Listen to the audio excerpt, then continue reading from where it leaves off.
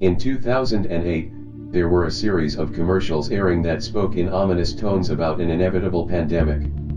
The tone and frequency of these ads sparked an interest in me.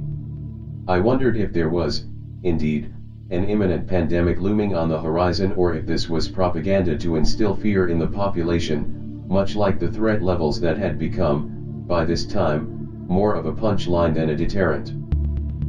I went searching the internet for research pertaining to the H1N1 virus and its potential for becoming a worldwide pandemic.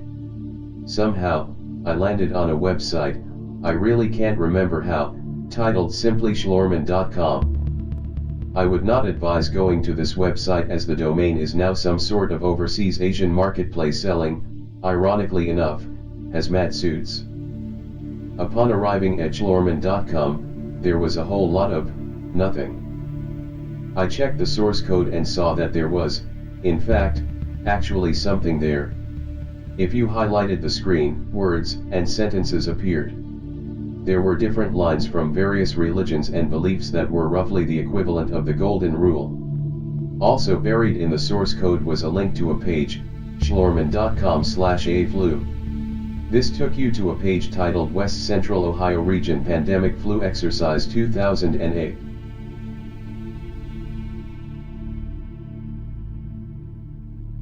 The page contained links to a message board and player registration, scenarios and feedback forms, as well as tools and resources.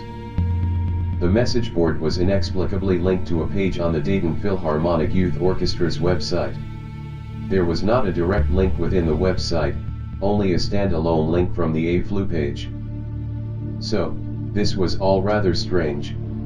I searched for references or announcements to the public for this West Central Ohio Region Pandemic Flu Exercise 2008, as it must have been quite an undertaking, as it was comprised of Champaign, Clark, Greene, Miami, Montgomery, and Preble counties, as well as all the cities and municipalities contained therein.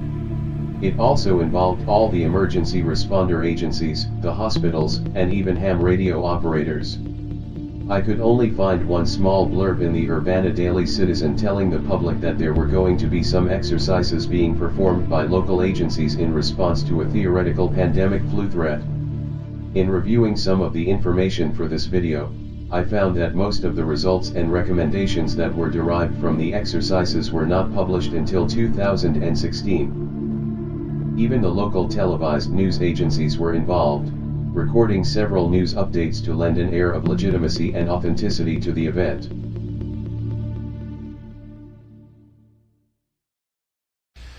Today, the World Health Organization confirmed that 24 cases of Armageddon flu have now been documented in Ireland. 10 additional cases have been recorded in England over the past 5 days.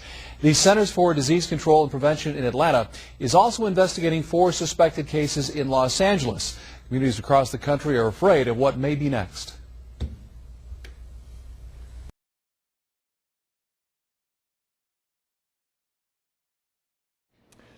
The World Health Organization is now advising that the pandemic flu status is considered to be at Phase 6, which is the highest level for a pandemic. Phase 6 indicates there is increased and sustained transmission of Armageddon flu within the general population. Now, local government and health agencies are now taking actions. Hospitals are preparing for the worst. Fuel prices jumped again today as oil prices surpassed $160 a barrel. OPEC has announced that illnesses from Armageddon flu have caused major slowdowns with normal supply lines. Supplies are running 7 to 10 days behind usual delivery times. Prices at the pump are expected to set new records over the next 30 days, with $8 a gallon gas a strong possibility.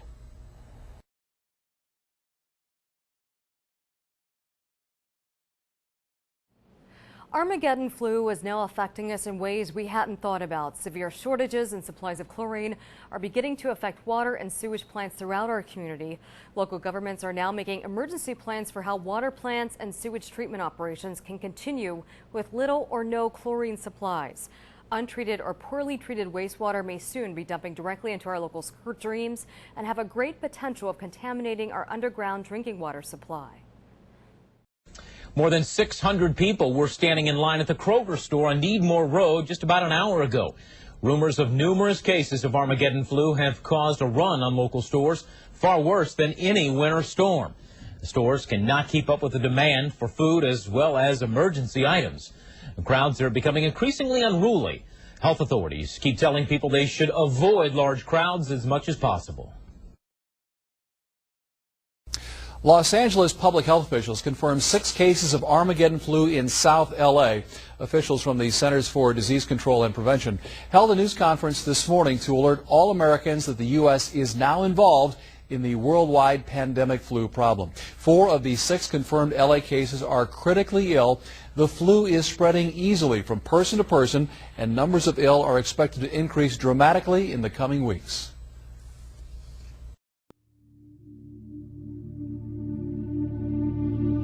This article was originally written and published in September of 2008. Armageddon flu. Preparedness or the incubation of fear. All the days wherein the plague shall be in him he shall be defiled, he is unclean, he shall dwell alone, without the camp shall his habitation be. Leviticus 13:46. November 2007, overseas, increasing numbers of people are hospitalized with flu-like symptoms. Some of the cases are confirmed as H5N1, the avian flu, with some of the healthcare workers contracting the illness, thereby indicating that the virus has attained the ability to spread from human to human. By mid-December 2007, it becomes apparent that the World Health Organization's WHO containment zone is ineffective and that the antivirals that have been developed are unsuccessful. In February of 2008, the virus has spread unhindered throughout China, Indonesia, Europe, Africa, and the Middle East, and now cases begin appearing in California with an estimated 4 weeks until it is spread across the country. Thankfully, none of this has actually occurred yet. It is a scenario from a functional exercise titled Armageddon Flu, West Central Ohio Region Pandemic Influenza Exercise, which was conducted in February of 2008 by over 166 agencies spanning 8 counties in West Central Ohio. This was the second year that this type of exercise was held. During a recent interview, Larry Cleek, Medical Reserve Corps, MRC, County Coordinator, gave me an abridged version of what the first year scenario consisted of. In 2007, he said, we did a build-up where the first play date, we had the initial cases in the region, and then each subsequent week, it got heavier and heavier until all the hospitals were inundated and had to provide a medical surge, and they couldn't handle the influx of what was coming in. The focus of the 2008 exercise changed from being in the middle of an ongoing situation to giving the agencies time to plan, prepare, and stockpile provisions, and then to see if they had the clarity of foresight that they thought they did. Pretty much, we took feedback we received in 2007 and we got a lot of answers from some people saying, well, if I would have had more time because I knew that it was coming, I would have done this, this, and this. Mr. Cleek detailed, in 2008, we kind of went in a different route where the first day was, it's a month away, the pandemic outbreak. It's starting to spread over Asia and parts of Europe, and it's going to be here in less than a month. What are you going to do in preparation of its arrival? The second play day, we had, it's hit West Central Ohio. Did you prepare up to what you wanted to? On the third play day, we did a whole recovery phase where the wave has gone through, and how are you recovering from this in preparation for the second wave of this that might come? With the public being recently inundated with disturbingly sinister sounding radio and television commercials that detail the pandemics that have occurred in the past, ending with the tagline of "It will happen again" leaves some feeling slightly uneasy. In recent press releases, Brett Atkins, a spokesman for the Ohio Department of Health, stated that the ads were stark and edgy to get people's attention, and that, with federal money quickly drying up, preparation for a pandemic flu outbreak will fade.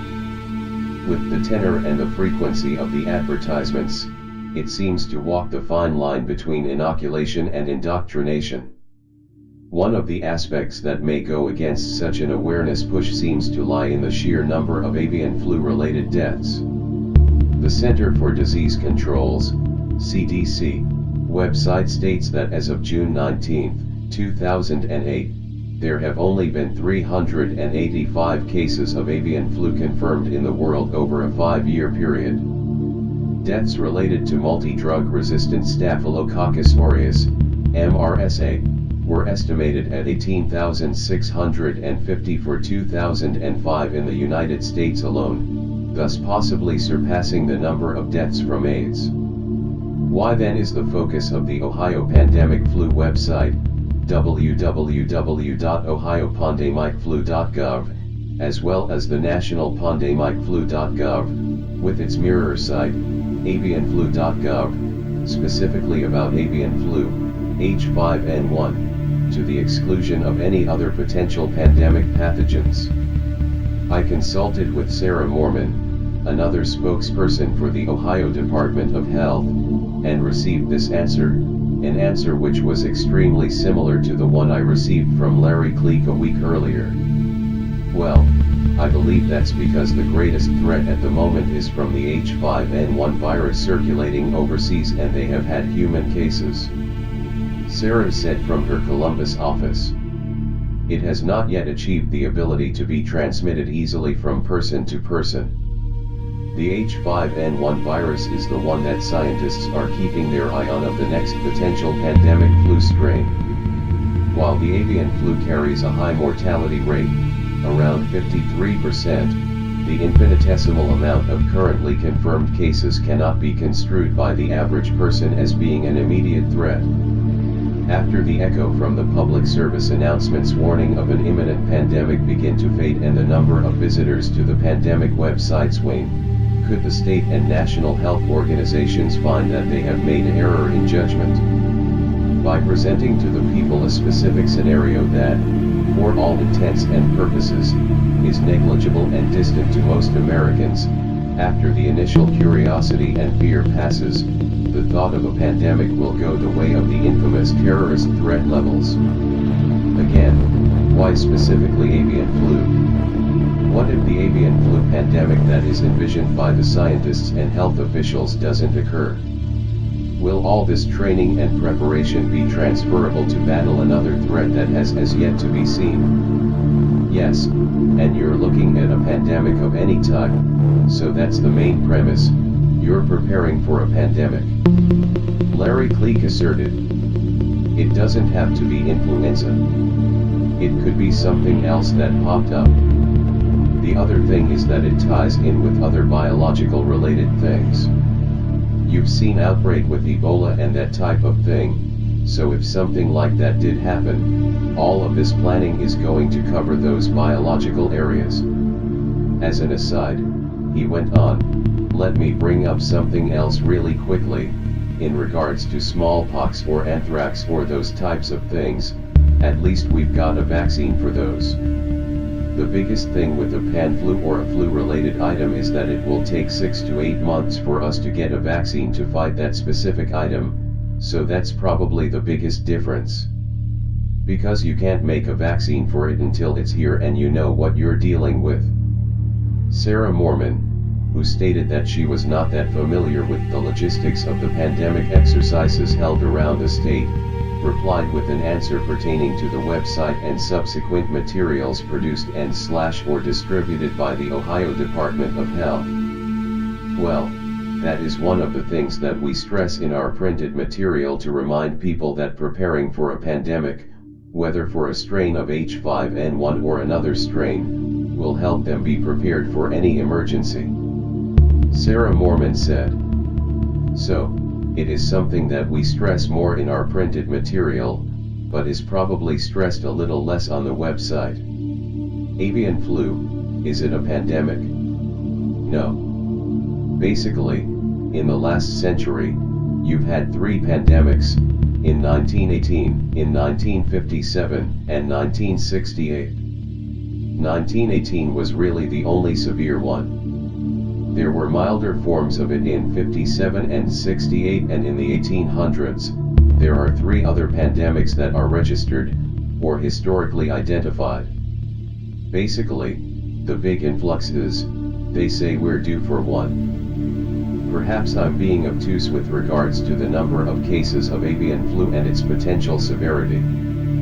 Perhaps there are things about mutations with regards to influenza that I can't even begin to understand, yet I know that, as is common in human nature, if one keeps repeatedly hearing the cries of fire, and yet no flames are ever seen, people tend to turn a deaf ear to the warnings. Yet, maybe the answer to my question is held within the responses that were already given to me. And he stood between the dead and the living, and the plague was stayed. Number 1648.